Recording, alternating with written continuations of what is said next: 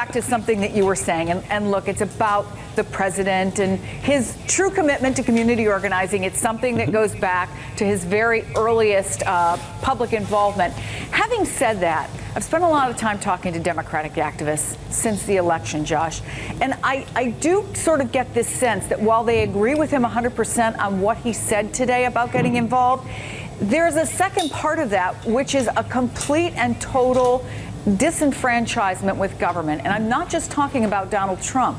I hear more and more Democrats echoing what I've heard from Republicans, that Washington has failed them. The government has failed them. And they're turning to community activism because they think there's no one else out there who's going to accomplish the things they're going to do. And I'm curious about your take on that, and if you know the president's take on that, the former president's take.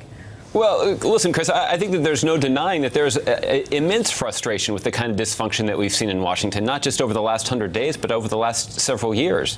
There is a sense that our politics is broken, and a lot of that is rooted in the legislative branch, where Congress seems to struggle even doing the most basic things, and that may be on full display and in the bright spotlight later this week as Republicans in Congress try to figure out how to keep the government open.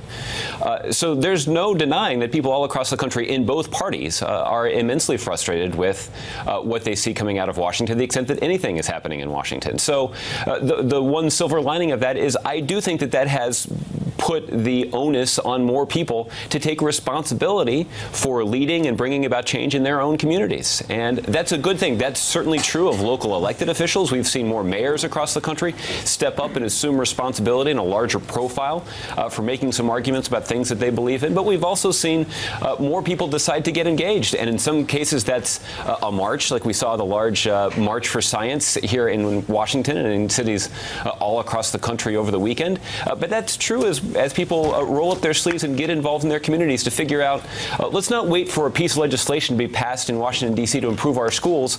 Let's get involved and let's volunteer in our schools and our communities and figure out what we can do to make sure that kids in our community are getting a good education. That's ultimately a good thing. The more that people are involved in this project of running the greatest country in the world, the stronger we're going to be. Yeah, agreed, but there still is presumably an important role for government to play. And I think that there obviously are going to be people today, Josh, and you know that they're going to be disappointed that he didn't go after Donald Trump, even though all of you who have been close to him have been signaling that that was not going to happen.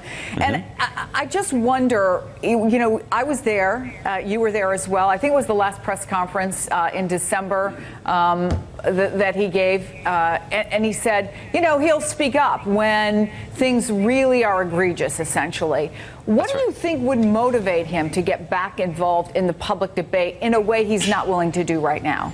Well, Chris, after the last 8 years, the president doesn't relish the prospect of getting back into the day-to-day fights that characterize governing the United States of America in the 21st century. The president doesn't have much interest in, you know, weighing in on the tax reform proposal that the Trump folks are promising to release later this week. He doesn't have much of an interest in weighing in on what steps Republicans in Congress can take to keep the government open. He spent the last 8 years doing it. It's somebody else's turn to do that, to do that now.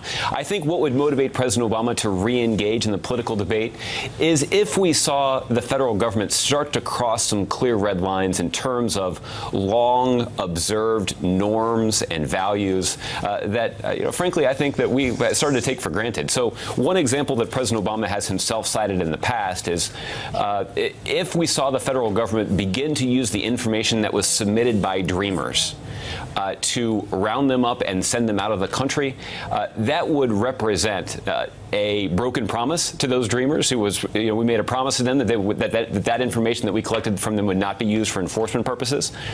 It also would be a pretty stark departure from the values of this country that signal that people who want an opportunity to succeed here and are willing to follow the law and make a substantial positive contribution to their community should be given a chance.